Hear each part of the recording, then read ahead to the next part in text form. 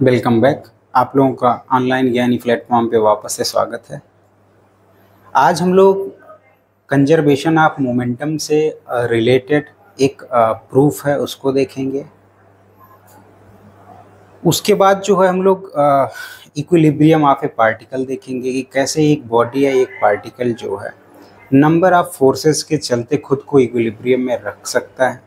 क्योंकि इस पूरे के पूरे चैप्टर में आपने देखा होगा या तो नेट फोर्स की बात हो रही है, जिसको दूसरा नाम भी दिया जाता है, एक्सटर्नल फोर्स नाम दिया जाता है, या कभी कभी नेट एक्सटर्नल फोर्स नाम दिया जाता है। तो इसी की हम लोग देखेंगे कि कैसे नंबर ऑफ फोर्सेस के होते हुए भी पार्टिकल क्या रहेगा, इक्विलिब्रियम में रहेगा। फिर हम लोग देखेंगे कि फ्री बॉडी डायग्राम कैसे बनाए जाते हैं और फ्री बॉडी डायग्राम पे बेस्ड कुछ न्यूमेरिकल कैसे सॉल्व करेंगे, ये हम लोग देखेंगे। तो पिछले वीडियो में हमने आपको बता दिया था कि अगर एक सिस्टम कंसीडर किया जाए जिसमें कोई भी एक्सटर्नल फोर्स ना लग रहा हो, मैंने बताया था कि अगर एक सिस्टम कंसीडर किया जाए जिसमें कोई भी एक्सटर्नल फोर्स ना लग रहा हो, अगर आपको याद हो तो मैंने आपको 3 एग्जाम्पल कराए थे। पहला एग्जाम्पल आपको कराया था, एक गर्ल थी जो क्या कर रही थी, कार्ट पे जाके जंप करके कार्ट पे बैठी हुई थी, वुडन कार्ट था जिसपे। उसमें मैंने क्या बोला था, फ्रिक्शन नहीं होना चाहिए, फ्रिक्शन लेस व्हील था, फ्रिक्शन लेस व्हील था। फ्रिक्शन लेस व्हील क्यों बोल दिया था, ताकि जो अगर मैं इसको कार्ट को एक सिस्टम मान लूं और गर्ल ने जो जंप किया तो जो फोर्स एक्ट कर रहा है इसको क्या मैं बोल सकूं, आइसोलेटेड सिस्टम, जिससे मैं इसको क्या बोल सकूं, आइसोलेटेड सिस्टम बोल सकूं।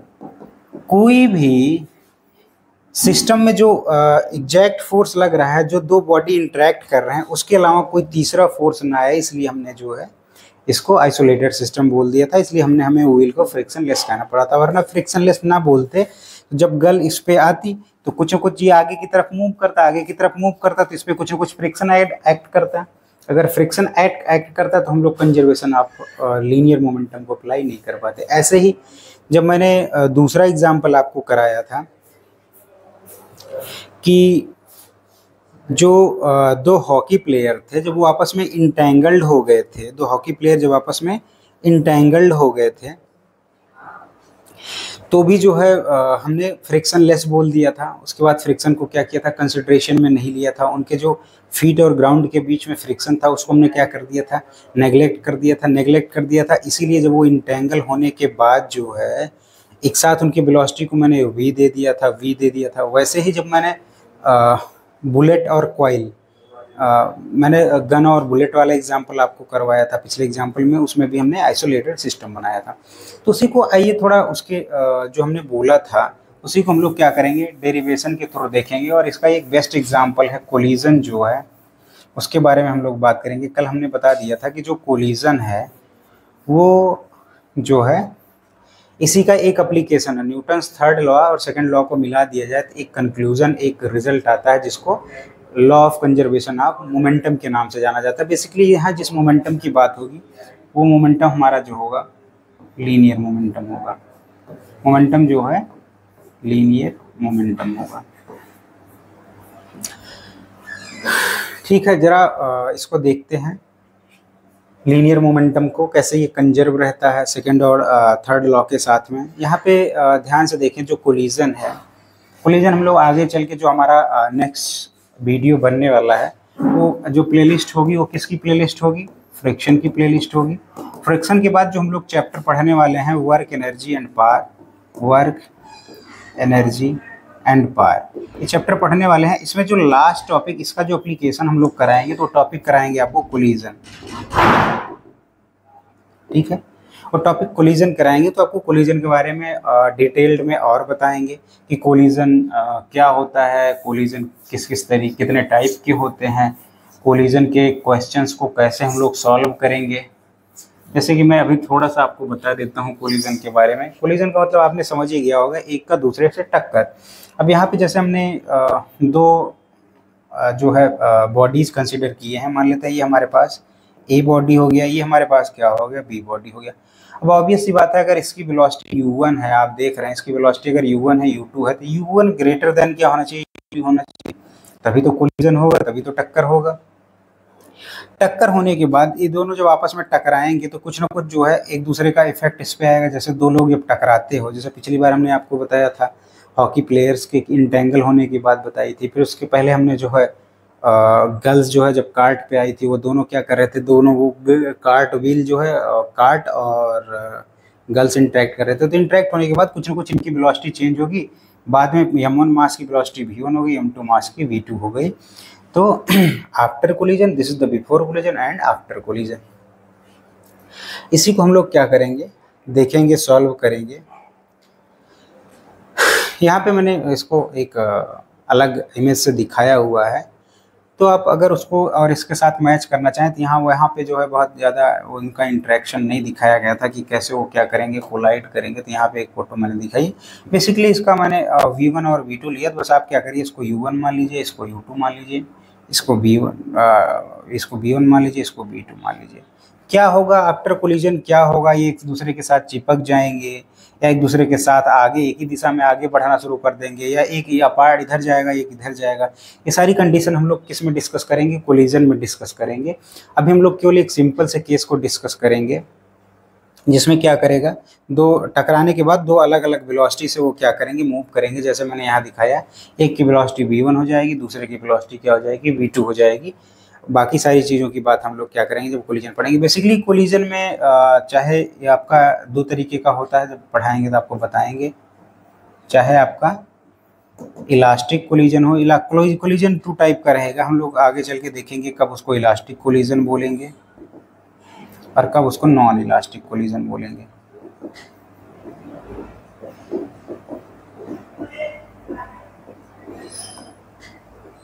चाहे इलास्टिक कोलिजन हो या नॉन इलास्टिक कोलिजन हो, इन दोनों में क्या रहेगा, application of conservation of momentum, linear momentum या law of conservation of momentum क्या करेगा, वर्क करेगा, फंक्शन करेगा। आइए देखते हैं, जो मैंने तमाम क्वेश्चन आपको कराए थे उनका प्रूफ करके देखते हैं। वही हमने क्या किया, consider two bodies A and B with initial momentum P and PB. The bodies collide and get apart. हमने बताया कि अभी जो हमारे पास जो दो, ये हमने क्या मान लिया था, A बॉडी मान लिया था, और ये हमने क्या मान लिया था, B बॉडी मान लिया था। ठीक है, इसका मोमेंटम हमने बोल दिया PA और इसका मोमेंटम हमने बोल दिया PB। ठीक है, बेसिकली ये क्या रहा होगा, अगर इसकी वेलोसिटी u1 थी उसके हिसाब से और इसकी वेलोसिटी क्या थी, u2 थी, तो ये क्या होगा ma या सिंपल ma। अगर इसको m1 माना है, इसको m1 रहने देना, तो m2 माना तो m2, ma mb लेना तो जो भी लेना, तो m1 क्या हो जाएगा u1, क्या हो जाएगा m2 u2 हो जाएगा। ठीक है, तो इसका जो इनिशियल मोमेंटम हो जाएगा pa और pb, और टकराने के बाद जब ये दोनों क्या करेंगे, कोलाइड कर जाएंगे आपस में। ये कोलाइड कर गए, ये m1 है, ये m2 है। ठीक है, उसके बाद जब हमने बोला था इनकी वेलोसिटी क्या हो जाएगी, m1 वाले की, इसकी सपोज की हमने v1 मान ली, इसकी हमने सपोज की क्या मान ली, m2 वाले की v2 मान ली। तो इधर अगर इसका बात करें तो इसके मोमेंटम को हमने क्या मान लिया, pa डैश मान लिया है, और इसके मोमेंटम को pb डैश मान लिया है। वही हमने कहा, after collide they get apart, तो क्या हो जाते हैं, अलग अलग हो जाते हैं। Final momentum pa dash and pb dash respectively by the second law. Obvious सी बात है, सेकेंड लॉ से अगर हम लोग अप्लाई करेंगे तो चेंज इन मोमेंटम जो है, चेंज इन मोमेंटम क्या pa में क्या होने, ए वाली बॉडी में क्या होने वाला है, change in momentum delta p is equal to, change को कैसे दिखाते हैं, delta p, pa dash minus pa, final momentum minus initial momentum. ऐसे ही b जो हमारी बॉडी है उसके मोमेंटम में pb की जो चेंज आएगा, final momentum p dash b minus pb हमने लिख दिया। और सेकंड लॉ से हम लोग जानते हैं, हमने पढ़ा है कि जो f एक्सटर्नल होता है या f नेट जो होता है वो किसके बराबर होता है, rate of change of momentum with respect to the time. यानी कि delta p is equal to f external into क्या लिख सकते हैं, डेल्टा t। मान लेते हैं ये एक दूसरे के साथ जब ये कोलिजन किए तो कितने टाइम के लिए किए, डेल्टा t टाइम के लिए कोलिजन किए, जो भी ये टाइम है डेल्टा t टाइम के लिए कोलिजन किए। तो यहाँ से क्या लिख सकते हैं हम लोग, इसको और भी क्या लिख सकते हैं, f ab is equal to, F A B is equal to हम लोग लिख सकते हैं F A B into delta T लिख सकते हैं इसको। ठीक है, इसको क्या लिख सकते हैं, F B A into delta T हमने लिख दिया। एफ बी ए इंटू क्या लिख दिया हमने, डेल्टा टी लिख दिया। ध्यान से देखिए हमारे पास आ गया। अब न्यूटन सेकंड लॉ से तो ये हमने लिख दिया, और न्यूटन थर्ड लॉ क्या कहता है, इक्वल एंड अपोजिट फोर्स लगेंगे इस पे। न्यूटन थर्ड लॉ क्या कहता है कि जो एफ ए बी होगा, न्यूटन थर्ड लॉ से अगर हम लोग बात करें तो एफ ए बी क्या होगा, माइनस एफ बी ए के बराबर होगा। Where we have taken a common interval of time for both the forces, that is the time for which two bodies are in contact.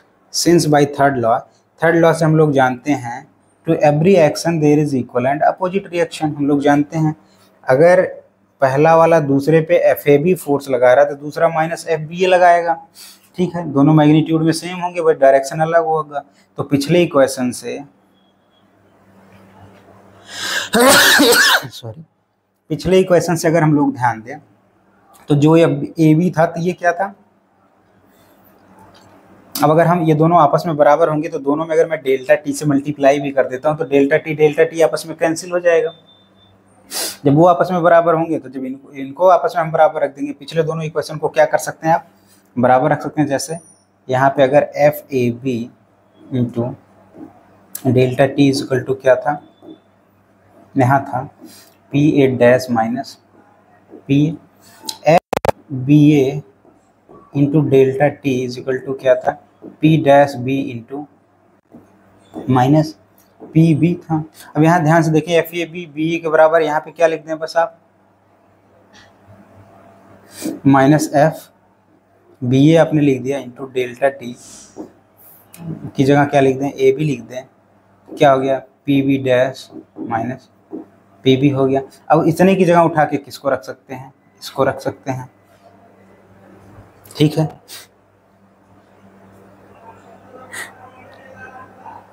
इसको उठा के क्या कर सकते हैं आप,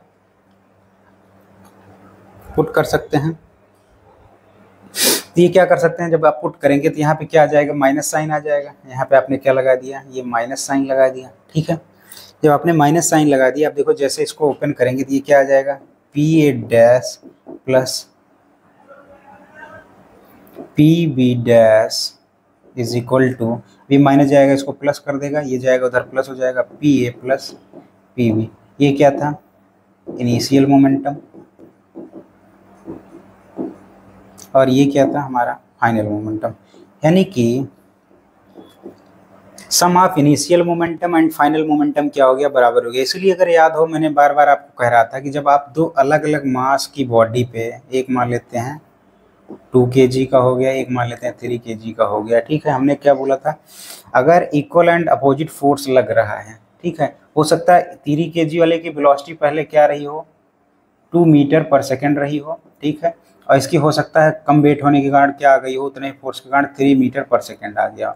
लेकिन आफ्टर सम टाइम, जब फाइनल थोड़े समय बाद जब जो है कंजर्वेशन ऑफ मोमेंटम लगाएंगे तो इन दोनों, ये जो इसमें जो मोमेंट आएगा, जो इसमें चेंजिंग मोमेंटम आएगा, वो क्या हो जाएगा, इक्वल हो जाएगा। यानी कि मोमेंटम क्या रहने वाला है, कंजर्व रहने वाला है।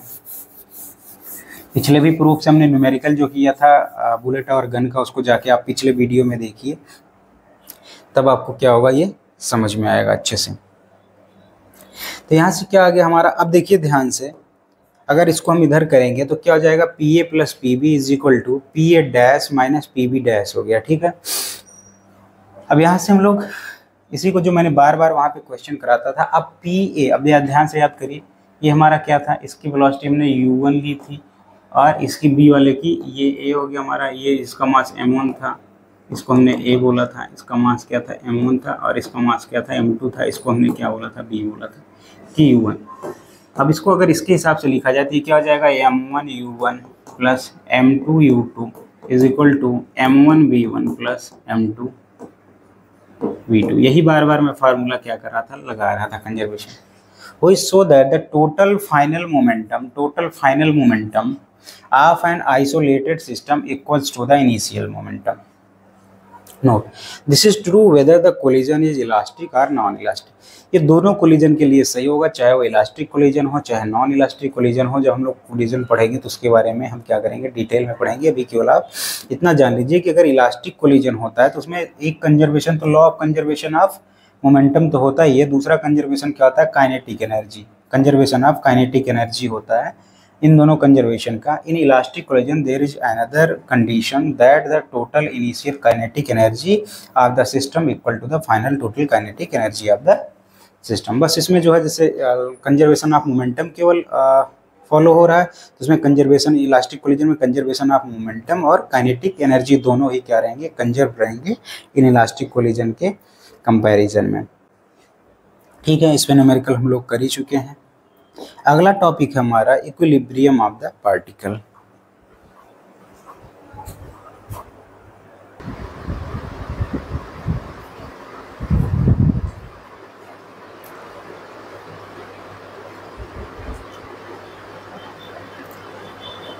तो जैसे कि इस टॉपिक का नाम ही है लॉज ऑफ मोशन, तो अगर हमको पता चल जाता है कोई पार्टिकल हो या बॉडी हो, जनरली इसमें आपने देखा होगा 3 टर्म बहुत यूज होते हैं, ऑब्जेक्ट, बॉडी या पार्टिकल। तो ध्यान से अगर हम लोग देखें यहाँ पे, अगर हमारे पास कोई पार्टिकल इक्विलिब्रियम में है तो देख लेते हैं क्या क्या चीज़ें उसके बारे में हम लोग बता सकते हैं। Equilibrium of a particle refers to situation when the net external force on the particle is zero. ये तो हमारा फर्स्ट लॉ ही लगभग बता चुका है। ऑब्वियस सी बात है, इक्विलिब्रियम में तब भी रहता है। नॉर्मली इक्विलिब्रियम का मतलब हम बैलेंस से जोड़ते हैं, थोड़ा बैलेंस से जुड़ता भी है, बट ये उससे ज़्यादा फाइन डेफिनेशन यहाँ पे है। अगर इक्विलिब्रियम का हम लोग यहाँ पे मतलब देखें, when the net external force on the particle is zero, ऐसे सिचुएशंस में जब पार्टिकल के ऊपर कोई भी फोर्स नहीं काम कर रहा होगा तो उस कंडीशन को हम क्या बोलेंगे, इक्विलिब्रियम की कंडीशन बोलेंगे। और जब फोर्स ना लग रहा हो तो इसका न्यूटन्स फर्स्ट लॉ में अगर हम लोग चले जाएं, न्यूटन्स फर्स्ट लॉ को जिसको हमने किया था, 2 कंडीशन देखा था फर्स्ट लॉ में, 2 नेचुरल कंडीशन है, एक तो रेस्ट उसकी नेचुरल कंडीशन है, दूसरी यूनिफॉर्म वेलोसिटी। यूनिफॉर्म वेलोसिटी जो है वो भी क्या है, ऑब्जेक्ट का नेचुरल कंडीशन है। अगर यानी कि कोई भी फोर्स नहीं काम करा तो ऑब्जेक्ट या तो रेस्ट पे होगा या तो यूनिफॉर्म में होगा। Equilibrium of a body requires not only translational equilibrium. Translational equilibrium का मतलब क्या हो गया, जीरो नेट एक्सटर्नल फोर्स। अब ऑब्वियस सी बात है, ट्रांसलेशनल इक्विलिब्रियम का मतलब क्या हो गया, जैसे कोई ऑब्जेक्ट जो है, अगर ये मान लेते हैं, सपोज करते हैं ये रेस्ट में है, इस पे नीचे की तरफ जो फोर्स काम कर रहा है, फोर्स ऑफ ग्रेविटी काम कर रहा है, इसके सरफेस के कारण जो नॉर्मल फोर्स, नॉर्मल रिएक्शन काम कर रहा है, नॉर्मल फोर्स आर काम कर रहा है। ठीक है, अब अगर ध्यान से देखें, चूंकि ये रेस्ट पे दिखाई पड़ रहा है, हमें तो फर्स्ट लॉ से हम क्या कर सकते हैं, कंक्लूड कर सकते हैं कि नेट इस पे काम नहीं कर रहा होगा, या एफ एक्सटर्नल कोई इस पे क्या कर रहा होगा, काम नहीं कर रहा होगा। यहाँ से डायरेक्ट कंक्लूड कर सकते हैं, इसलिए हम लोग क्या लिख देते हैं, N is equal to W लिख देते हैं। अब ये जो है ये कहीं ट्रांसलेट भी नहीं करेगा। अब ये ट्रांसलेशनल इक्विलिब्रियम का मतलब हो गया, ये क्या है, रेस्ट पे है तो रेस्ट पे ही रहेगा, ये कहीं ट्रांसलेट करने का तो एक पोजीशन से दूसरे पोजीशन, अभी यहाँ है थोड़ी देर बाद यहाँ नहीं रहेगा। और दूसरा मतलब क्या हो गया, अगर ये यूनिफॉर्म वेलोसिटी से चल रहा है, यानी कि अगर हम क्या करें, कोई भी ऑब्जेक्ट, हमने जैसे बताया कार का एग्जांपल लिया था जब मैंने यूनिफॉर्म वेलोसिटी का केस बताया था, जब भी यूनिफॉर्म वेलोसिटी का केस आएगा तो आपको ऐसे वर्ल्ड को कंसीडर करना पड़ेगा जो क्या हो, फ्रिक्शन लेस हो। सॉलिड में क्या होता है, फ्रिक्शन होता है, और लिक्विड में क्या होता है, विस्कस होता है।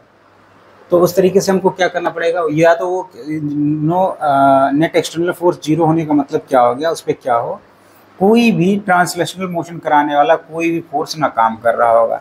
ये ट्रांसलेशनल मोशन का आपको एक अच्छा सा एग्जांपल बताते हैं, तो वहाँ से आपको समझ में आएगा। सपोज करते हैं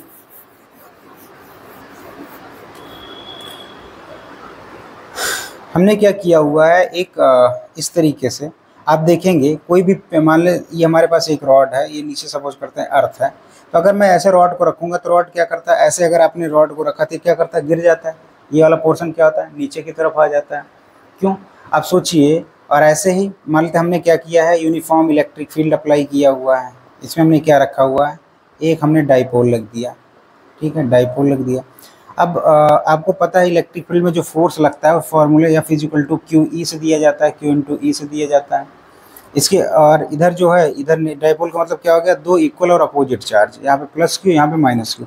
इस पे जो फोर्स लगेगा F is equal to minus Q into E लगेगा। माइनस साइन क्या बता रहा है, इस पे जो फोर्स लगेगा इसके अपोजिट लगेगा।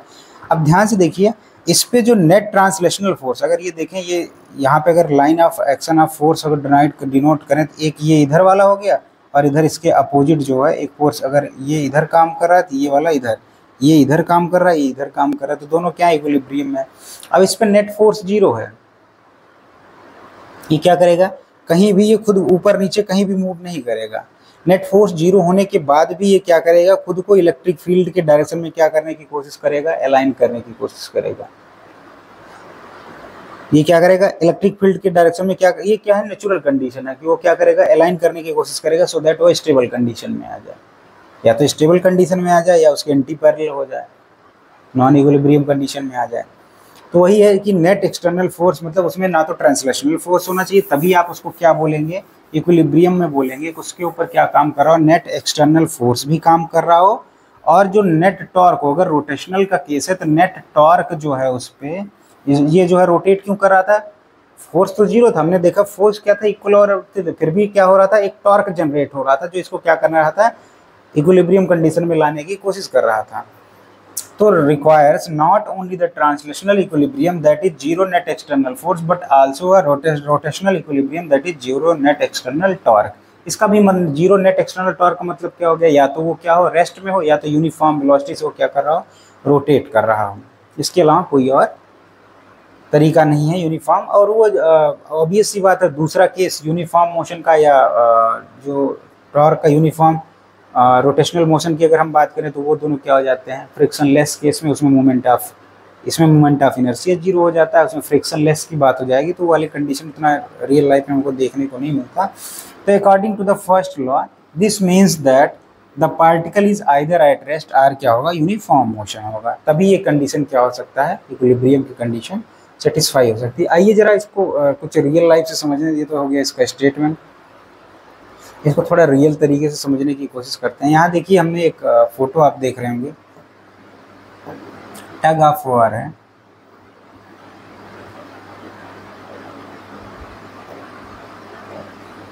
ये बच्चे लोग खेलते हैं, आपने देखा होगा। अगर ये इसका क्या हो जाए, मिड पॉइंट हो जाए, 3 लोग इधर हैं, 3 लोग इधर हैं, क्या हो रहा है, अगर ये जो है इधर जो फोर्स लगा रहे हैं F1 लगा रहे हैं, इधर जो फोर्स ये लगा रहे हैं ये F1 लगा रहे हैं, और ये क्या इधर लगा रहे हैं, ये क्या हो गया, F2 हो गया। और ये क्या है कि अगर ये बीच में हमने इस पेन को लगा दिया, एक रॉड को लगा दिया, ये गिर नहीं रहा है, तो दोनों क्या हो गए, बैलेंस कंडीशन में हो गए। तो वही कह रहे हैं कि इफ़ 2 फोर्सेज, अगर हम 2 फोर्स किसी भी बॉडी पे काम कर रहा है, सपोज करो इस रॉड पे या पेन पे क्या हो रहा है, 2 केवल फोर्स काम कर रहा है, F1 और F2 2 फोर्सेज केवल काम कर रहे हैं, तो ये इक्विलिब्रियम में तभी बोले जा सकते हैं जब ये क्या हो, इक्वल और अपोजिट हो एक दूसरे के। ऑब्वियस सी बात है, सिंपल सी बात है, चाहे आप बुक ऑन द रेस्ट का केस देख लीजिए, अभी हमने पिछला जो आपको कंडीशन बताया था कि कोई भी ऑब्जेक्ट रखा है, उसका नॉर्मल रिएक्शन और वेट जो है वो आपस में बराबर होते हैं, तो उसको रेस्ट में हम लोग देख के फर्स्ट लॉ ऑफ मोशन से क्या कंक्लूड कर देते हैं कि वो तो कोई एक्सटर्नल फोर्स नहीं लग रहा होगा। तो अगर इसको ध्यान से देखें, अगर इसको वेक्टर फॉर्म में हम लोग लिखना चाहें तो F1 प्लस उसको इधर लेके आएंगे, F2 इक्वल टू क्या हो गया, 0 हो गया। इसको कभी कभी इस फॉर्म में भी लिखा जाता है, समझने के लिए इस फॉर्म में भी जो है क्या किया जाता है, इसको लिखा जाता है। अगर वही 2 से ज़्यादा फोर्सेज एक्ट करना शुरू कर दें, सपोज कीजिए 3 फोर्स एक्ट कर रहे हैं, F1 F2 और F3 3 फोर्स एक्ट कर रहे हैं, तब इक्विलिब्रियम की कंडीशन क्या होगी। ऑब्वियस सी बात है, 3 फोर्स तभी इक्विलिब्रियम में आ सकते हैं जब आप क्या कर सकते हैं, उसको F1 प्लस F2 क्या हो जाए, किसके बराबर हो जाए, माइनस F3 के बराबर हो जाए। अब ये कैसे आएगा, रिजल्टेंट इन दोनों का अगर रिजल्टेंट F1 और F2 का ले लें तो किस साइड में आ जाएगा, इस साइड में आ जाएगा। तो इसको वेक्टर लॉ से हम लोग क्या देखिए, यहाँ पे F2 हो गया, ये हमारा किसके बराबर हो गया, F1 के बराबर हो गया, F1 के बराबर हो गया। तो फाइनल से इनिशियल के बीच में इसका क्या हो गया, डायरेक्शन हो गया। तो इन दोनों का जो रिजल्टेंट हुआ, इन दोनों फोर्सेस का जो रिजल्टेंट हुआ वो क्या हुआ, इस डायरेक्शन में हो गया, और F3 किस डायरेक्शन में काम कर रहा है, इस डायरेक्शन में काम कर रहा है। अगर इन दोनों का मैग्नीट्यूड क्या हो जाए, माइनस F3 के बराबर हो जाए, या इसी को एक और तरीके से हम लोग क्या लिख सकते हैं, सिंपली इसको लिख सकते हैं F1 plus F2 plus F3 is equal to क्या हो जाए, 0 के बराबर हो जाए। इसको एक और तरीके से भी कभी कभी क्या किया जाता है, लिखा जाता है। अरे सिंपल सा आपको मैं एक कंडीशन बताता हूँ, तीन फोर्सेस के इक्विलिब्रियम के केस में। अभी मैंने एक चार्ज का एग्जांपल लेके आपको समझाया था, नेट टॉर्क या नेट फोर्स।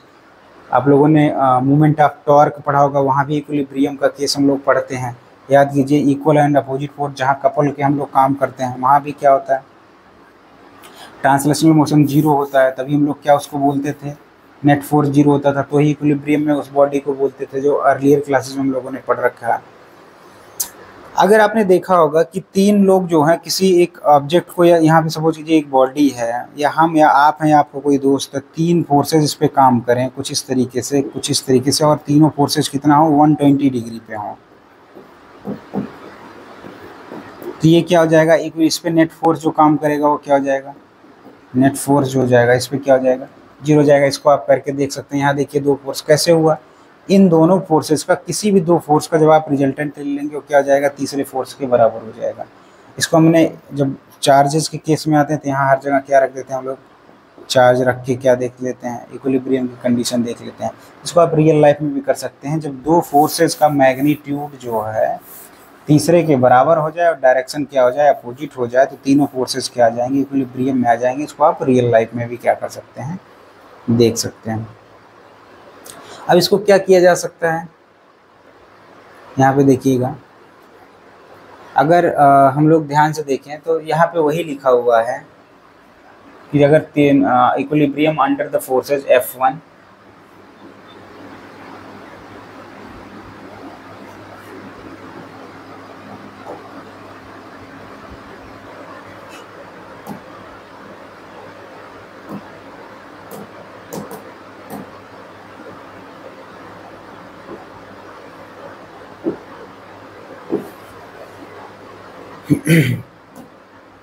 ठीक है, ऐसे ही देख लेते हैं इसको। यहाँ पे ये जो लिखा हुआ है F1 plus F2 plus F3, चूंकि ये वेक्टर क्वांटिटी है तो इन तीनों का क्या लिखा जा सकता है, सम 0 हो जाए। जैसे हमने यहाँ आपको ज्योमेट्री में दिखा दिया था कि जब F1 प्लस F2 का सम जो है वो किसके बराबर हो जाए, माइनस F3 के बराबर हो जाए। ये तो वेक्टर लिखा है, यानी कि डायरेक्शन क्या हो जाए, अपोजिट हो जाए। यहाँ पे क्या लिखा है, अब हम लोग जानते हैं कि पहले से ही हम लोगों ने देखा था कि जो मोशन है, चाहे 1 डायमेंशनल मोशन देख लें, फिर 2 डायमेंशनल मोशन देख लें, या 3 डायमेंशनल मोशन देख लें, किसी भी ऑब्जेक्ट के जो पोजीशन को हम लोग क्या कर सकते थे, 3 अलग अलग कंपोनेंट में लिखा जा सकता था। अगर आपको याद हो, कोई वेक्टर ए है, उसकी पोजीशन अगर आर से, तो इसको कैसे AXI plus AYJ plus AZ कैसे लिखा जा सकता था, अगर आपको याद हो। तो क्या होता है, ऐसे कई बार वेक्टर्स में लिखने में कन्फ्यूजन हो जाता है, या फिर वेक्टर को ऐड करने में ट्रायंगल लॉ हो गया या पैरेललोग्राम लॉ हो गया, कई बार कॉम्प्लिकेशंस आ जाते हैं। तो हम लोग किसका मेथड यूज करते हैं, रिजोल्यूशन ऑफ वेक्टर को। यानी कि अगर हमारे पास कोई फोर्स है, ये फोर्स है, सपोज कर लेते हैं ये हमारा F1 फोर्स है, ठीक है। अब इसको क्या करिए, 2 कंपोनेंट में, 3 कंपोनेंट में, Z एक्सिस भी हमने ले लिया इस बार, X Y Z, ठीक है, 2 के लिए नहीं। इसको क्या लिख सकते हैं, F1 को 3 कंपोनेंट में तोड़ सकते हैं। F को क्या लिख सकते हैं, F1X plus F2Y plus F3Z भी लिख सकते हैं, ठीक है। और ऐसे चूंकि ये देखिए F1X क्या है, अलोंग X डायरेक्शन में फोर्स का कंपोनेंट, F1Y क्या है, F1Y क्या है, यहाँ पे देखिएगा F1X प्लस F1Y प्लस लिखा हुआ है, अगर आप लोग ध्यान से देखें इसमें, तो ये क्या हो गया, F का 3 कंपोनेंट हो गया, F1X की डायरेक्शन में हो गया, F2, अब चाहे F2 मान ले चाहे F3 मान ले डायरेक्शन में, या अगर आपको सिंपल समझ में आता है तो आप ऐसे भी मान सकते हैं। F को 3 component F1X plus F1Y plus F1Z भी कर सकते हो, ठीक है। अब इसी को क्या मान सकते हो, कई बार ऐसे F1X प्लस F2 जो है कंपोनेंट अगर मानना है 2, अगर F1 F2 3 फोर्सेस इसमें काम कर रहे थे तो केवल F1 हो गया, तो F2 क्या हो गया आपका, Y मान सकते हैं प्लस F3Z भी इसको मान सकते हैं। बट सिंपली आप क्या मान लीजिए, F1X plus F1Y plus F1Z मान लीजिए, इसके तीनों कंपोनेंट F1X, तो उससे आपको क्या होगा, कैलकुलेशन आसान हो जाएगा। ऐसे ही हमारे पास दूसरा कंपोनेंट जो दूसरा फोर्स है F1 है, ये F2 है, इसको क्या तोड़ लें, F2X plus F2Y plus Fj के साथ में ले लिया, I के साथ में ले लिया, प्लस क्या ले लिया, F2Z के ले लिया। ऐसे ही हमारे पास जो जेड कंपोनेंट है, जी कंपोनेंट है फोर्स का, उसको भी हमने क्या किया, ब्रेक कर लिया। अब तीनों को क्या करेंगे, हम ऐड कर लेंगे कंपोनेंट्स। उसी तरीके से यहाँ पे लिखा हुआ है कि इस इक्वेशन को सिंपल सा F1 plus F2 plus F3 is equal to 0 को सिंपली क्या कैसे लिखा जा सकता है, F1x, एक को 3 में तोड़ दो, इसको सबको जोड़ के क्या कर सकते हो, एक साथ लिख सकते हो। और क्या करो, कंपेयर कर दो, 0 के बराबर कंपेयर कर दो। तो इनके जब और क्या होता है यहाँ पे, चूंकि नेट एक्सटर्नल फोर्स 0 है, तो तीनों का सम किसके बराबर होना चाहिए, 0 के बराबर होना चाहिए। फिर क्या करो, आप दोनों साइड को आपस में कंपेयर कर दो।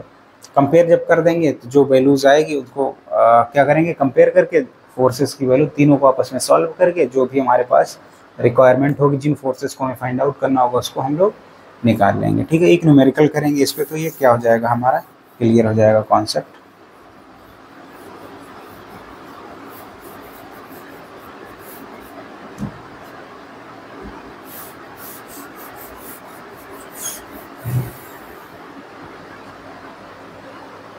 ठीक है, अब एक ट्राइंगल इनइक्वालिटी होती है। आप जानते हैं वेक्टर के लिए क्या सेटिस्फाई होता है, ट्राइंगल इनइक्वालिटी होती है, वो सेटिस्फाई होता है। पिछले चैप्टर में हम लोग लॉज ऑफ मोशन में देख लिए थे। तो अगर ये तीन फोर्सेस हैं और इनको क्या करना है, for any three vector to a closed triangle, to form a closed triangle they must satisfy the triangle inequality. इसको आप याद रखिएगा, लास्ट में हमने आप लोगों को समझा दिया था, किन्हीं दो वेक्टर का जो सम है F1 प्लस F2 का जो सम है, उसके मैग्नीट्यूड का sum greater or equal to होगा F3 के मैग्नीट्यूड के।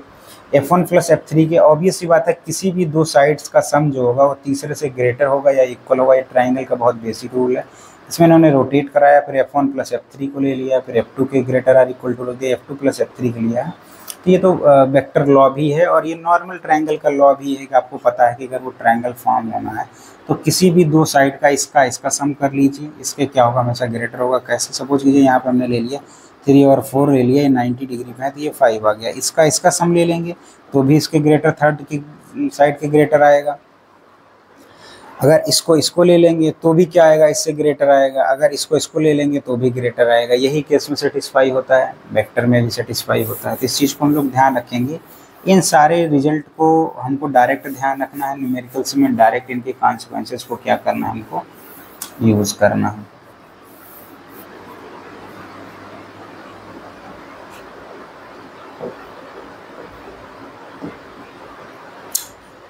अब क्या है कि अगर जो तीन फोर्सेस थे और क्या होने चाहिए थे, कनकरेंट होना चाहिए था। कनकरेंट फोर्सेस जो हैं, कनकरेंट फोर्सेस कौन से फोर्सेस होते हैं, concurrent forces are two or more forces whose line of action all intersect at a single point or a common point, वो क्या कहलाएंगे, कनकरेंट फोर्स कहलाएंगे। जैसे यहाँ पे जो है, यहाँ पे ध्यान से देखें, यहाँ पे जो line of action of force है, अगर इसको मैं आगे बढ़ा दूँ, ये वाला पॉइंट अगर ध्यान से आप देखें तो यहाँ पे क्या है, ये फोर्सेज क्या कहलाएंगे, कनकरेंट फोर्सेज। कई बार आपसे पूछा जाएगा, लाइन में बोल देगा, डिटेल में नहीं बताएगा, और क्या केवल बोल देगा कनकरेंट फोर्स बोल देगा, तो उसको आपको क्या करना पड़ेगा, पकड़ना रहेगा।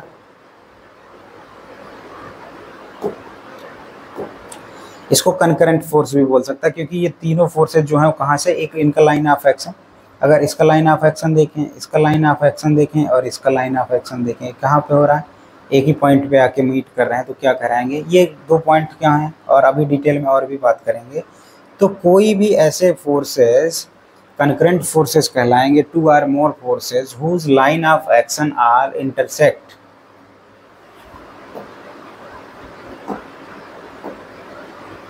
हुज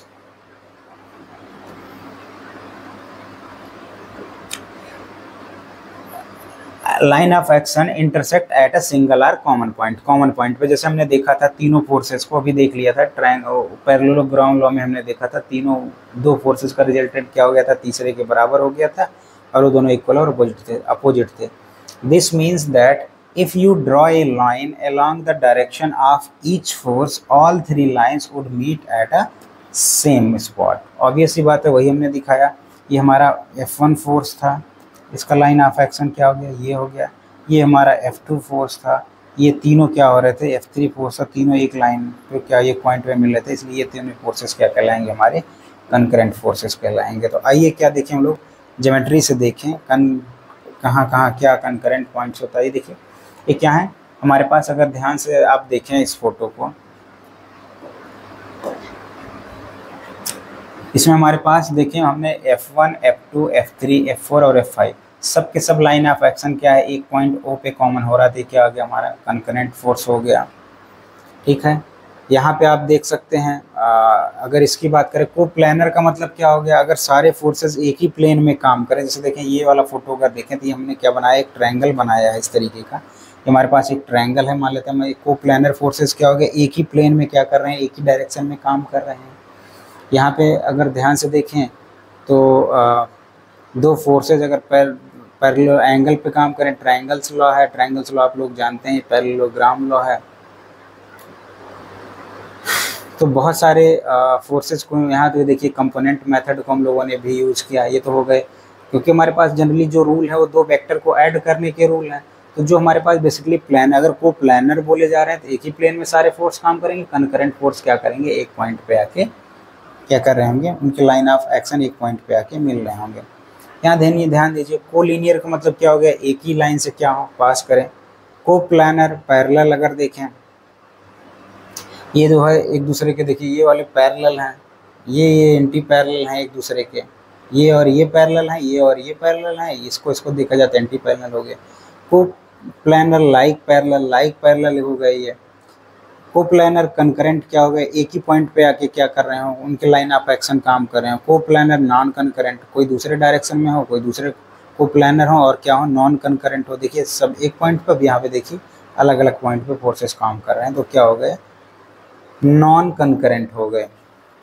अब आइए जरा इसको एक छोटे से न्यूमेरिकल से सॉल्व करने की कोशिश करते हैं और इक्विलिब्रियम को समझने की कोशिश करते हैं। इक्विलिब्रियम किस तरीके से जो है लॉज ऑफ मोशन को समझने में हमारी हेल्प करेगा, किस तरीके से जो है न्यूमेरिकल को सॉल्व करने में हमारी हेल्प करेगा। देखते हैं एक क्वेश्चन हमारे पास, फोटो साथ में दिया हुआ है। आप लोग क्या करें, वीडियो पॉज करें और इसके ड्राइंग को बनाने की कोशिश करें, क्या कह रहा है उसको क्या करें, ज्योमेट्रिकली बनाने की कोशिश करें अपनी कॉपी में और देखें क्या आप बना पाते हैं। उसके बाद जो है इसके साथ में मैच भी करने की कोशिश करें। वैसे इस क्वेश्चन में फ़ोटो दिया गया हुआ है, गिवन है।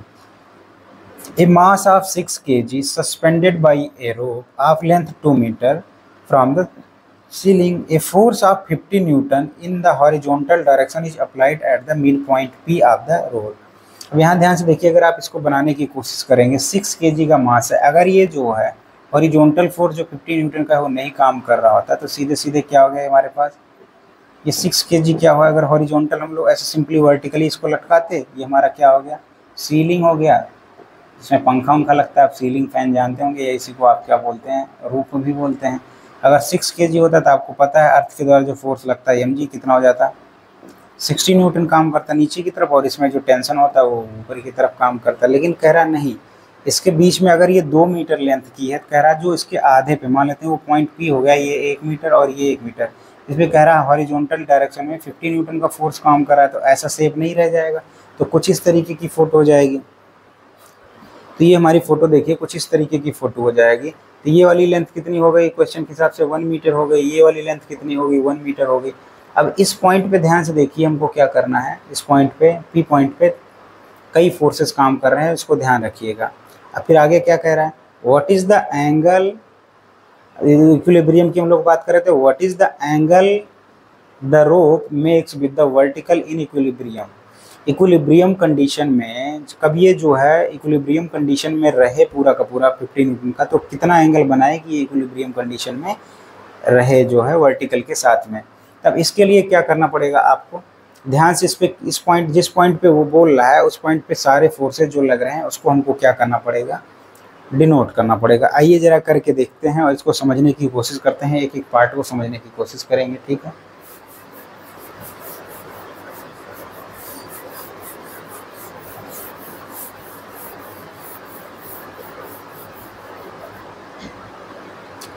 पहला केस ले लेते हैं, इस P पॉइंट के साथ में जो हमारा एक 6 kg का वेट लटका हुआ है उसके बारे में थोड़ी जानकारी ले लेते हैं। ध्यान से देखिए, जो 6 kg का ये पॉइंट हमारा P हो गया, इस पॉइंट पे अगर ध्यान से देखें, ये जो है नीचे की तरफ स्ट्रिंग के द्वारा क्या लग रहा है, 60 न्यूटन का फोर्स नीचे की तरफ लग रहा है और इसके ऊपर क्या लग रहा है, टेंशन लग रहा है, जिसको यहाँ पे T2 बोला गया है, क्वेश्चन के फोटो के हिसाब से T2 बोला गया है। तो ऑब्वियस सी बात है ये नीचे ये ऊपर काम कर रहा है, अगर इक्विलिब्रियम में है तो T2 इक्वल टू क्या होना चाहिए, 60 न्यूटन के बराबर होना चाहिए। ठीक है, इसको हमने क्या मान लिया, एक पॉइंट बोल दिया यहाँ पे, जो 6 kg वाला मास है उसको हमने क्या बोल दिया, एक पॉइंट बोल दिया। तभी क्या है, ये इक्विलिब्रियम में है, ये दोनों फोर्स इक्विलिब्रियम में है। अब ध्यान से देखें, इस पॉइंट पे जो ये 50 न्यूटन का फोर्स काम कर रहा है, ये इसको कहाँ किस तरफ लेके जा रहा है, हॉरिजॉन्टल लग रहा है।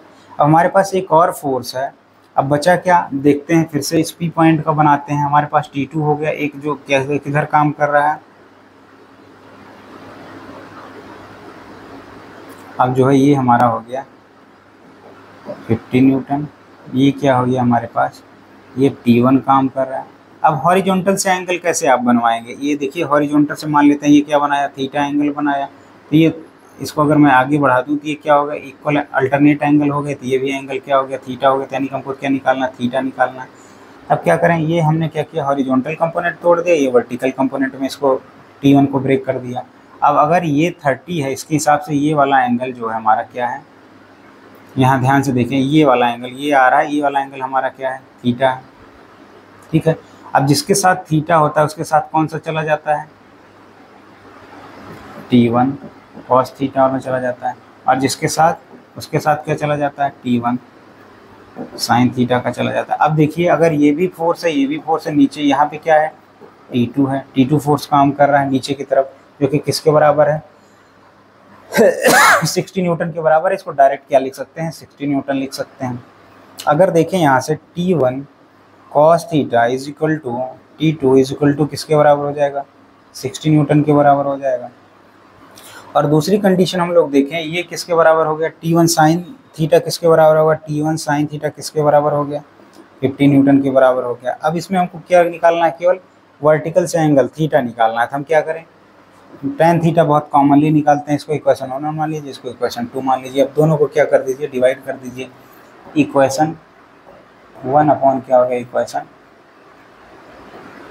2 हमने पुट कर दिया। यहाँ से देखें T1 sin theta upon T2 cos theta is equal to क्या हो गया, 50/60 हो गया। ये 0 से 0 कैंसिल हो गया, T1 से T1 कैंसिल हो गया। ये क्या हो गया, tan theta is equal to कितना आ गया, 5/6। जिसको आप लोग अगर टेबल में देखेंगे तो theta is equal to tan inverse 5/6। Solve करने के बाद ये लगभग 40 डिग्री के आसपास इसकी क्या आ जाएगी, वैल्यू आ जाएगी। तो वर्टिकल से वो कितना बनाया, 40 डिग्री बनाया। यहाँ ध्यान से देखिएगा, neglect the mass of the rope, कहीं भी मास ऑफ रोप का क्या है, इन्वॉल्वमेंट भी नहीं है। तो इस पूरे के पूरे क्वेश्चन को सॉल्व करने में, आंसर को सॉल्व करने में, वो ऑब्वियस सी बात है, मासलेस स्ट्रिंग हमेशा हम लोग क्या करते हैं, कंसीडर करते हैं। तो यहाँ भी स्ट्रिंग क्या है, मासलेस है, और जिस पॉइंट पे फोर्स लग रहा है उस पर भी नहीं डिपेंड कर रहा है, ना कि स्ट्रिंग के लेंथ पे भी नहीं डिपेंड कर रहा है। जो हमारा आंसर आया है इक्विलिब्रियम की कंडीशन पे, ना तो वो किस पर डिपेंड कर रहा है, ना तो इस स्ट्रिंग के लेंथ पे डिपेंड कर रहा है, ना जिस पॉइंट पे फोर्स काम कर रहा है उस पर डिपेंड कर रहा है, और ना ही मास ऑफ द स्ट्रिंग पे भी डिपेंड कर रहा है।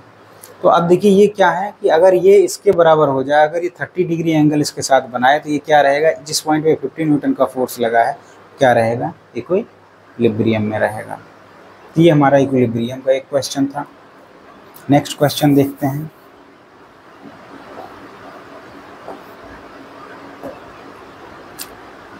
ये क्वेश्चन इंटरेस्टिंग क्वेश्चन है और इसमें जो है आपको काफ़ी कुछ सीखने को मिलेगा। हाँ, एक चीज़ और आपको बताना रह गया था, जो मैंने पिछली बार अभी कुछ अलग करके डायग्राम बनाए थे, उन डायग्राम्स को जो है, ये पिछले स्लाइड में जो मैंने डायग्राम बनाया था ये मैंने हटा भी दिया था, बट ये ध्यान से देखिए, ये जो इधर मैंने बनाया है इसको बोलते हैं free body diagram, simply FBD बोलते हैं, फ्री बॉडी डायग्राम।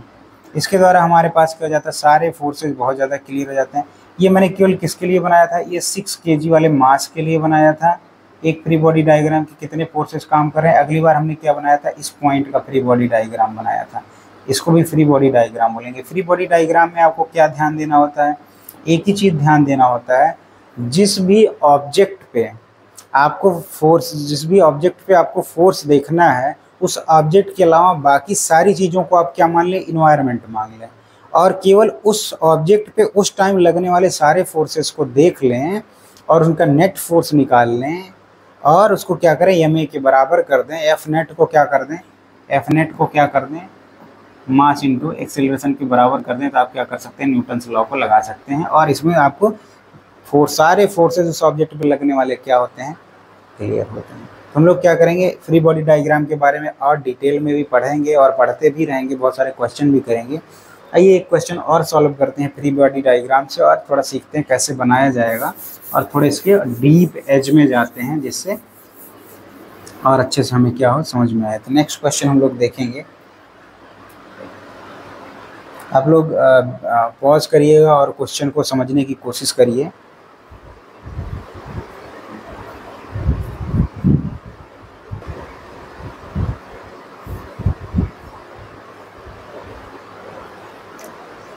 तो इक्विलिब्रियम ऑफ ए पार्टिकल की हम लोग बात कर रहे थे, हमारा जो टॉपिक चल रहा था हमने देख लिया था, पिछले में भी देखा था कि अगर वो 30 डिग्री बनाता वर्टिकल के साथ में तो क्या रहता, इक्विलिब्रियम में रहता, सारे फोर्सेस क्या हो जाते हैं, इक्विलिब्रियम में हो जाते। एक और क्वेश्चन देखते हैं, इसमें थोड़ा बीडी बनाना भी सीखेंगे जिसको हमने फ्री बॉडी डायग्राम बोला था। Free body diagram, free body diagram एक तरीके से समझ लीजिए आपके हाथ में एक, अगर इसको आपने अच्छे से सीख लिया तो एक आपके पास क्या होगा, जैकपॉट लग जाएगा। मैकेनिक्स में बहुत सारे प्रॉब्लम क्या हो जाते हैं, variety of problem, Newton's first law of motion, second law of motion, third law of motion से बहुत वैरायटी ऑफ प्रॉब्लम क्या कर सकते हैं हम लोग सॉल्व कर सकते हैं। उस पर जो है हम लोग क्या करें, फ्री बॉडी डायग्राम बना लें अगर ऑब्जेक्ट का, जिस ऑब्जेक्ट पे सारे फोर्सेस काम कर रहे हैं तो उससे हमारा काम क्या हो जाता है, बहुत आसान हो जाता है, फोर्सेस को आइडेंटिफाई करना आसान हो जाता है, न्यूटन्स लॉ को अप्लाई करना आसान हो जाता है। आइए जरा एक क्वेश्चन सॉल्व करते हैं और उसमें फ्री बॉडी डायग्राम बनाएंगे और समझने की कोशिश करेंगे कैसे ये हमारे काम को आसान बनाता है। इसमें देखिए क्या है, ए wooden block of mass 2 kg, ये जो हमारे पास वुडन ब्लॉक है यहाँ पे, ये क्या हो गया हमारा वुडन ब्लॉक है,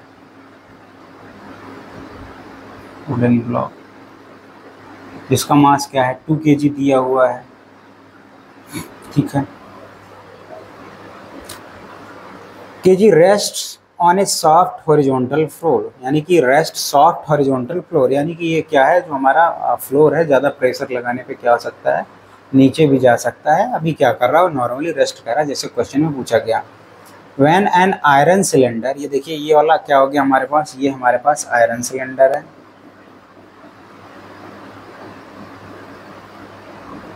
जिसका वेट जो है कितना है 25 kg का आयरन सिलेंडर है, ठीक है, 25 kg का ये हो गया। तो पहले क्या सिचुएशन की थी, ये हमारा फ्लोर था, इसके कारण सॉफ्ट बोला गया था ना, तो उसके कारण क्या हुआ, पहला इधर डॉटेड लाइन से दिखाया गया है और पहले ये क्या था, अब कितना चला गया, इतना नीचे चला गया, तभी फ्लोर क्या हो गया, इतना ईल्ड हो गया, ये इतने से इतना क्या हो गया, YELD ईल्ड हो गया। ईल्ड का बेसिकली यहाँ मतलब क्या हो गया, वो वहाँ से उसकी वृद्धि हो गई, वो क्या हो गया, वहाँ से बढ़ गया, एक्सटेंड हो गया, उसी का ईल्ड का मतलब हो जाए, यहाँ पे बोला गया है।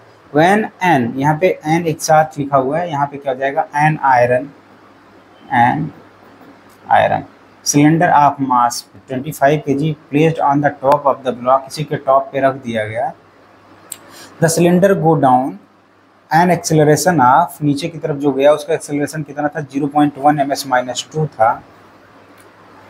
What is the action of block on the floor, हम लोगों को देखना है what is the action of block on the floor A before and after the floor yield, ठीक है, जब इस केस में देखना है और इस केस में हमको देखना है, and identify the action and reaction pairs in the problem.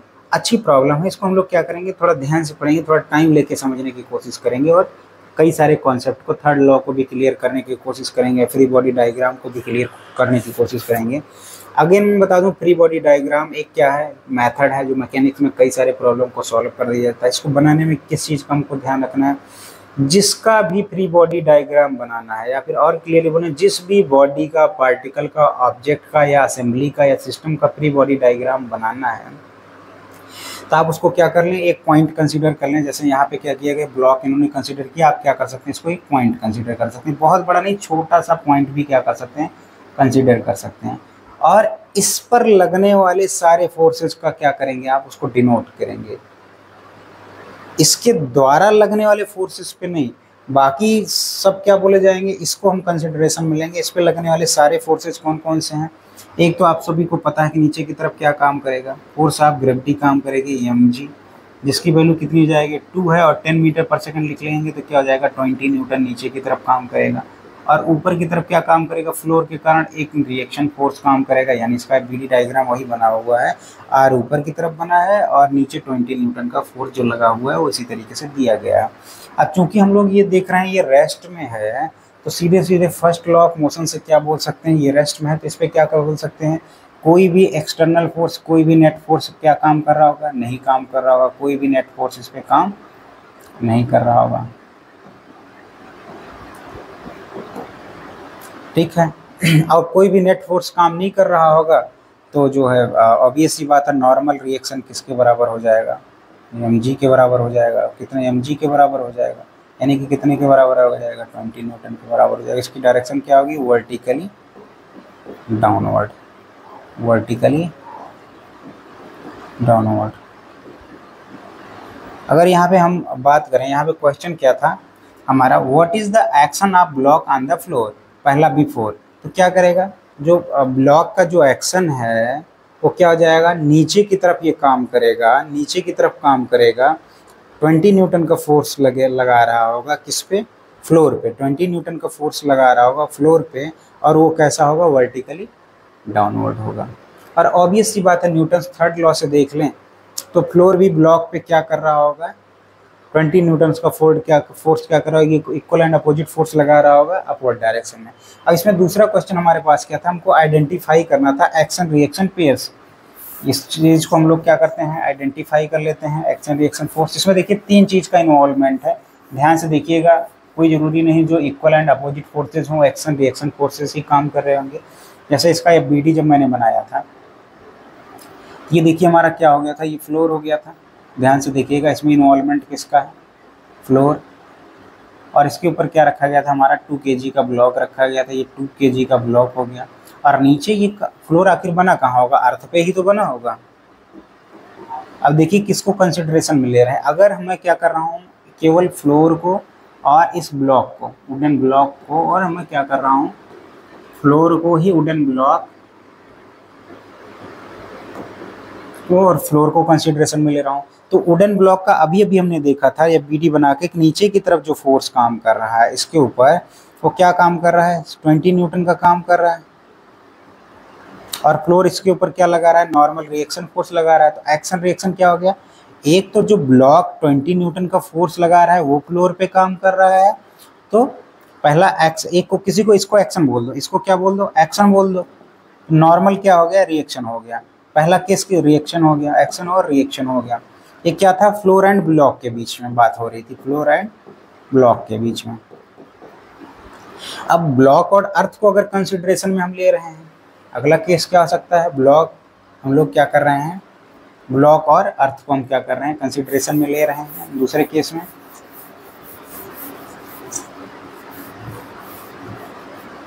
अगर हम ब्लॉक और अर्थ को कंसिडरेशन में ले रहे होंगे तो अर्थ क्या कर रहा होगा, अभी हमने किसको ले लिया, ब्लॉक एंड अर्थ को ले लिया।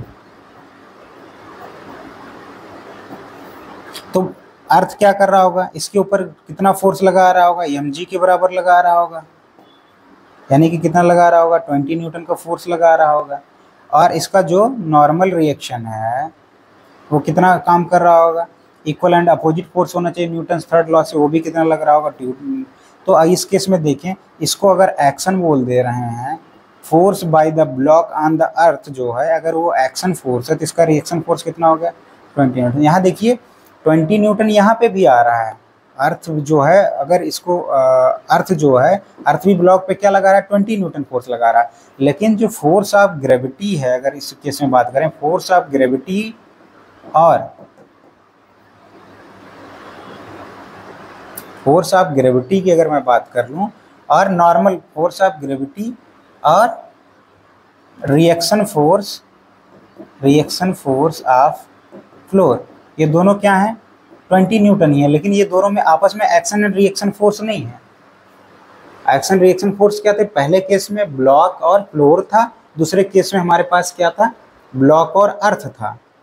ब्लॉक, पहले केस में ब्लॉक और जो फ्लोर था, तो ब्लॉक जो लगा रहा था, फ्लोर पे फोर्स लगा रहा था, वो 20 न्यूटन का आ रहा था, उसको हमने एक्शन बोला था। तो जो नॉर्मल रिएक्शन था फ्लोर के द्वारा, वो क्या लगा रहा, नॉर्मल रिएक्शन की मैं बात कर रहा हूँ, वहाँ बहुत क्लियर होगा आपके पास कि फ्लोर है तो नॉर्मल रिएक्शन लग रहा होगा, तो क्या था, वो भी 20 न्यूटन था, तो वो एक्शन रिएक्शन पेयर थे। लेकिन जब मैंने ब्लॉक और अर्थ को कंसिडरेशन में लिया, तो यहाँ पे जो है एक्शन रिएक्शन की हमने बेसिकली जो है एक्शन फोर्स, अगर अर्थ ब्लॉक पे अर्थ के द्वारा लगाए जाने वाले फोर्स को अगर मैं एक्शन फोर्स बोल रहा था, तो इसमें मैं नॉर्मल की बात नहीं कर रहा हूँ।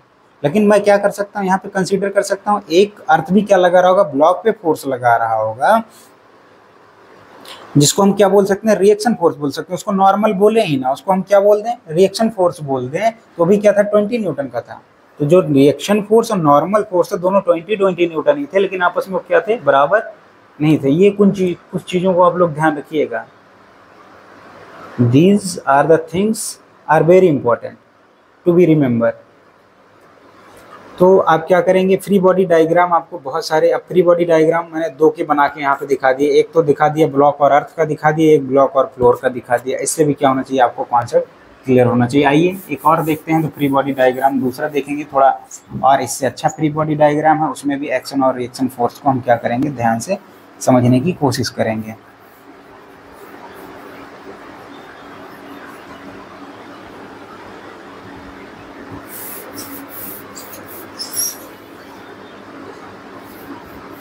दूसरा केस देखते हैं।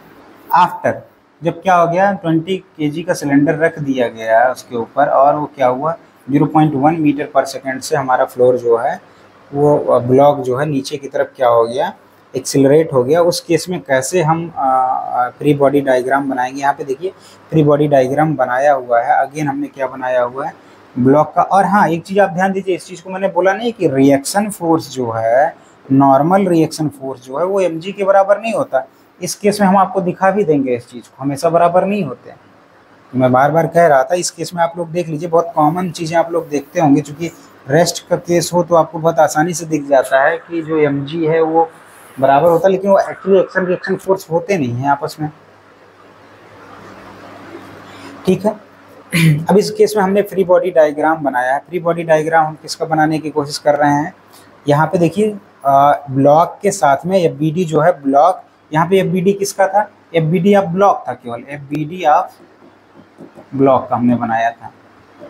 यहाँ पे जो हमने FBD बनाया है, FBD ऑफ ये वाला ब्लॉक प्लस सिलेंडर दोनों का हो गया, ब्लॉक प्लस आयरन सिलेंडर दोनों को बनाया। आप देख भी सकते हैं फोटो में। आप क्या कर सकते हैं, इन दोनों को एक पॉइंट दे सकते हैं, और आर, यहाँ पे जो नॉर्मल रिएक्शन फोर्स हमने लिखा हुआ है वो R' लिखा हुआ पहले कंपैरिजन में। ऑब्वियस सी बात है, ये कैसे आया होगा जरा देखते हैं हम लोग, F नेट निकालने की कोशिश करते हैं। अभी देखिए हमारे पास 2 kg का हमारे पास ब्लॉक था, प्लस 25 kg का इसके ऊपर क्या रख दिया गया, आयरन सिलेंडर रख दिया गया। टोटल कितना हो गया, 227 kg हो गया। और जी नीचे की तरफ जो फोर्स ऑफ ग्रेविटी काम करेगी, mg काम करेगी, 27 × 10 हम लोग करेंगे तो कितना हो जाएगा, 270 न्यूटन क्या किया, नीचे की तरफ काम किया। 270 न्यूटन क्या किया, नीचे की तरफ काम किया, तो हमने क्या लगा दिया, नीचे की तरफ 270 लगा दिया। अब जरा जो है इस पर हम लोग क्या करेंगे, अब नॉर्मल रिएक्शन फोर्स क्या लग रहा है, चूंकि इसमें एक्सीलरेशन आ गया। एक्सीलरेशन कब आ सकता है, जब नेट एक्सटर्नल फोर्स हो, या नेट फोर्स लग रहा होगा, या नेट एक्सटर्नल फोर्स लग रहा होगा। तो अगर इसको हम लोग न्यूटन्स लॉ से जाएं तो नेट फोर्स क्या हो जाएगा, नीचे की तरफ लग रहा है 270 न्यूटन, 270 माइनस ये R' इज इक्वल टू क्या हो जाएगा, क्योंकि 4F is equal to mass into acceleration होता है। F net is equal to, F net कैसे मिलेगा, जब 270 में से रिएक्शन फोर्स को हम घटा देंगे। मास कितना है, 27।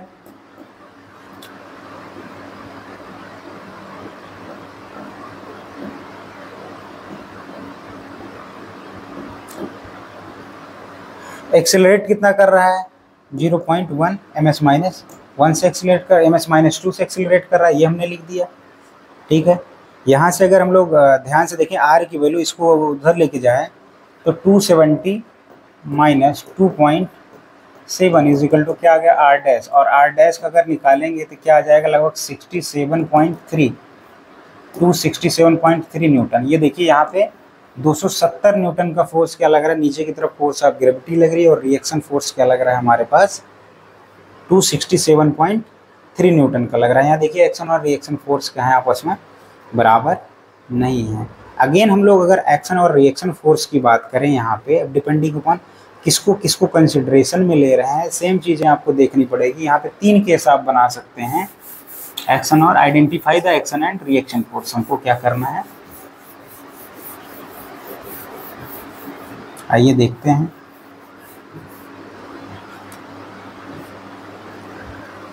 अब ध्यान से देखिए, एक आयरन आप ब्लॉक है, नीचे की तरफ क्या है, अगर आप क्या कर सकते हैं, 3 केस कंसीडर कर सकते हैं। पहला हमारा हो जाएगा, पहला आप क्या कर सकते हैं, आयरन रॉड एंड ब्लॉक को कंसीडर कर सकते हैं। दूसरा आप क्या कर सकते हैं, आयरन रॉड प्लस ब्लॉक को एक साथ ही लिख लीजिए, चूंकि बीडी हमने इसी को साथ में ही बनाया है, प्लस किसको कंसीडर में ले लें, फ्लोर को ले लें। फिर तीसरा क्या केस कंसीडरेशन में आप ले सकते हैं, वही आयरन रॉड है, ब्लॉक को क्या मान लें, दोनों को ऑब्जेक्ट मान लें, एक साथ मान लें, आयरन रॉड प्लस ब्लॉक को एक साथ मान लें, प्लस इसके साथ में क्या मान लें, एंड अर्थ को कंसीडरेशन में ले लें। अगर इसको देखो, आयरन ब्लॉक, आयरन रॉड और ब्लॉक को ले लेंगे तो ये क्या कर रहा होगा, चूंकि ये फ्लोर पे है तो पहला केस ये वाला देखते हैं, दूसरा केस देखते हैं, आयरन रॉड प्लस ब्लॉक के बारे में लोग बात करते हैं साथ में फ्लोर में। अब ऑब्वियस सी बात है, ये नीचे की तरफ जो फ्लोर पे ये एक्शन कर रहा होगा, उसको अगर मैं एक्शन बोल दूं, फ्लोर पे एक्शन बोल दूं, तो कितने न्यूटन का होगा, ऑब्वियस सी बात है, एम इंटू 270 न्यूटन का क्या लगा रहा है, फोर्स लगा रहा है। कैसे लगा रहा है, वर्टिकली डाउनवर्ड लगा रहा है। तो ऑब्वियस सी बात है, अगर इसको एक्शन बोल रहे हो तो न्यूटन्स थर्ड लॉ से क्या हो जाएगा, रिएक्शन फोर्स वापस से फ्लोर जो है नॉर्मल रिएक्शन लगा रहा होगा, जिसको नॉर्मल रिएक्शन बोलेंगे, वो कितना होगा, 270 न्यूटन का होगा। ये यहाँ पे एक जो है नीचे की तरफ जो फोर्स लग रहा है वो क्या हो गया, वर्टिकल डाउनवर्ड, वो क्या हो गया, एक्शन हो गया। दूसरा क्या हो गया, रिएक्शन हो गया। तीसरा अगर अर्थ को कंसिडरेशन में ले लें, अर्थ तो ऑलरेडी है ही है, तो अर्थ जो है आयरन प्लस ब्लॉक पे कितना फोर्स लगा रहा है, 270 न्यूटन का लगा रहा है, नीचे की तरफ लगा रहा है, तो वर्टिकली क्या हो गया, डाउनवर्ड हो गया। थर्ड लॉ से क्या हो गया, थर्ड लॉ से अर्थ भी क्या, अब यह जो है इक्वल एंड अपोजिट फोर्स लगा रहा होगा, तो ब्लॉक और आयरन रॉड जो होंगे वो अर्थ पे भी लगा रहे होंगे, कितना लगा रहे होंगे, 270 न्यूटन। अब देखिए नॉर्मल रिएक्शन के बराबर तो है फोर्स ऑफ ग्रेविटी यहाँ पे, नॉर्मल रिएक्शन अगर जो है इस केस में, लेकिन जो हमने नॉर्मल रिएक्शन निकाला था जब एक्सिलरेशन हो रहा था तो कितना आया था, 267 पॉइंट। ये तो रेस्ट का केस था, ये रेस्ट वाला केस था, अगर रेस्ट के केस में। लेकिन अगर दूसरा क्या हो जाएगा, एक्सिलरेशन का केस आ जाएगा, तो मान लो नॉर्मल रिएक्शन नीचे के बराबर mg के बराबर नहीं रह जाएगा, तो उसमें तो वैसे भी वो दोनों क्या है, एक्शन रिएक्शन हो ही नहीं पाएंगे, क्योंकि इक्वल और अपोजिट वो है ही नहीं। लेकिन रेस्ट के केस में आप क्या हो सकते हैं, कंफ्यूज हो सकते हैं। अगर केवल हम लोग आयरन रॉड और ब्लॉक को कंसिडरेशन में लेंगे तो जो ऊपर वाला आयरन रॉड है 25 kg का, नीचे की तरफ उस पर क्या लग रहा होगा, 25 × 10 यानी कि 250 न्यूटन का डाउनवर्ड डायरेक्शन में लग रहा होगा।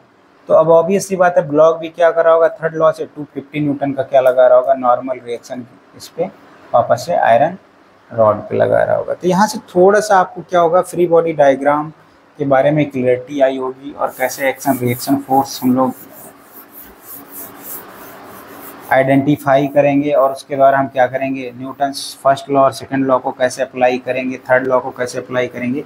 तीनों यहाँ पे आपने देखा होगा, तीनों को एक साथ अप्लाई करने वाला ये क्वेश्चन था। बहुत ही अच्छा क्वेश्चन और इंटरेस्टिंग क्वेश्चन था। होप आपको क्या आया होगा, समझ में आया होगा। ठीक है, तो आपको किन चीज़ों का ध्यान रखना है जब भी आप FBD बना रहे हों, तो पहला ये क्लियर होना चाहिए किस ऑब्जेक्ट का या किस पार्ट का या किस सिस्टम का आप FBD बनाने की कोशिश कर रहे हैं, उस पर कितने फोर्सेस काम कर रहे हैं, उनको आप क्या कर लें, पूरी तरीके से आइडेंटिफाई कर लें। ठीक है, उनको आइडेंटिफाई कर लें। चाहे जैसे टेंशन होगा, टेंशन के बारे में तो आपको क्लियरली पता है, बाकी कोई फोर्स होगी उसको हम क्या करेंगे, सेकंड लॉ, थर्ड लॉ या फर्स्ट लॉ लगा के किसी भी तरीके से उसको क्या करेंगे, डायरेक्शन को हम लोग फाइंड आउट करके तब हम लोग क्या करेंगे, उसकी FBD बनाएंगे। जैसे यहाँ आपने देखा होगा, डायरेक्शन और मैग्नीट्यूड दोनों हमको क्या करना रहता है, FBD का दिखाना रहता है, उस पर लगने वाले, उसके द्वारा बाकी किस पे फोर्स लग रहे हैं उसको अभी हम लोग कंसिडरेशन में नहीं लेंगे। ठीक है, केवल जिस ऑब्जेक्ट की FBD बना रहे हैं उसी पे लगने वाले सारे फोर्सेस को हम कंसिडरेशन में लेंगे। और दूसरा केस हमने देखा था कि जब एक्सेलरेशन आ रहा था ऑब्जेक्ट में, तो हमने क्या किया था, नेट फोर्स निकाला था या नेट एक्सटर्नल फोर्स निकाला था। वो कैसे निकाला था, mg में से 270 में से हमने क्या किया था, नॉर्मल रिएक्शन को हटा दिया था। भाई नेट फोर्स के कारण ही तो ऑब्जेक्ट की वेलोसिटी में चेंज आएगा, 0.1 मीटर पर सेकंड से उसकी वेलोसिटी चेंज हुई होगी। तो उसको हमने क्या किया, mass into acceleration second law के बराबर कर दिया। वहां से हमको क्या मिल गया, रिएक्शन फोर्स की वैल्यू मिल गई, जो मिली थी 267.3 न्यूटन की वैल्यू हमको मिली थी। तो आज इतना ही रखते हैं, आपसे मिलते हैं नए वीडियो में नए क्वेश्चंस के साथ। आप लोग बने रहिएगा, अब भी बहुत सारे क्वेश्चन हम लोग सॉल्व करेंगे। इस पूरे के पूरे फर्स्ट लॉ सेकंड लॉ पे बेस्ड, लॉ ऑफ मोमेंटम पे बेस्ड है, इक्विलिब्रियम ऑफ पार्टिकल पे बेस्ड है। तो आज इतना ही रखते हैं। तो आज हमने क्या क्या देखा हम लोगों ने अपने टॉपिक में, हम लोगों ने स्टार्टिंग की law of conservation of momentum से। Law of conservation of momentum में हमने देख लिया कि जो अगर आइसोलेटेड सिस्टम हमारे पास, जिसमें दो बॉडी एक दूसरे के साथ क्या कर रही हैं, इंटरेक्ट कर रही हैं, तो total momentum final total momentum जो होगा वो इनिशियल टोटल मोमेंटम के बराबर होगा। अगर आपको याद हो तो P A plus P B is equal to P A dash plus P B dash आया था। उसके बाद हमने क्या किया था, इसको अगर मासेस के टर्म में लिखना था तो m1 u1 plus m2 u2 is equal to m1 v1 plus m2 v2, जिसमें क्या था, u1 ग्रेटर देन u2 था, तभी कोलिजन हो ही पाएगा। तो जाके हम कंजर्वेशन ऑफ मोमेंटम को कोलिजन में क्या कर पाएंगे, अप्लाई कर पाएंगे। कोलिजन के दो केसेस हमने बताए, एक तो हमने इलास्टिक कोलिजन बताया, नॉन इलास्टिक कोलिजन बताया। दोनों के केस में हमारा क्या रहेगा, मोमेंटम कंजर्व रहेगा। बस इलास्टिक कोलिजन के केस में क्या हो जाएगा, काइनेटिक एनर्जी कंजर्वेशन भी क्या आ जाएगा, अप्लाई हो जाएगा। उसको हम लोग नेक्स्ट चैप्टर में वर्क एनर्जी पावर वाले चैप्टर में देखेंगे। उसके बाद हमने देखा कि कैसे किसी भी ऑब्जेक्ट या पार्टिकल को हम इक्विलिब्रियम में रख सकते हैं। हमने टग ऑफ वार का एग्जांपल देखा। टग ऑफ वार में हमने देखा कि अगर दो फोर्सेस केवल काम कर रहे हैं तो वो इक्वल और अपोजिट होने चाहिए थे। उनका वेक्टर फॉर्म भी हम लोगों ने करके देख लिया था। अगर तीन फोर्सेस हैं और कंकरेंट हैं, कंकरेंट का मतलब हमने देख लिया कि अगर एक ही पॉइंट पे line of action of force जो है एक ही पॉइंट पे मीट कर रहे हैं तो क्या बोले जाएंगे, कंकरेंट फोर्सेस बोले जाएंगे। तो हमने देखा दो का मैग्नीट्यूड जो है तीसरे के मैग्नीट्यूड के बराबर होना चाहिए और साथ में क्या होना चाहिए, अपोजिट डायरेक्शन होना चाहिए। हमने पैरेललोग्राम लॉ से उसको समझा था। फिर उसके बाद दो से ज़्यादा फोर्सेस अगर काम कर, तीन से ज़्यादा फोर्सेस काम करते हैं तो उसके लिए हम लोग पॉलीगन लॉ जानते हैं, उसको क्या किया जा सकता है, एक्सटेंड किया जा सकता है। उसके बाद हमने इसी को क्या किया था, वेक्टर फॉर्म में लिख के देख लिया था, f1x plus f1y plus f1z कर लिया था।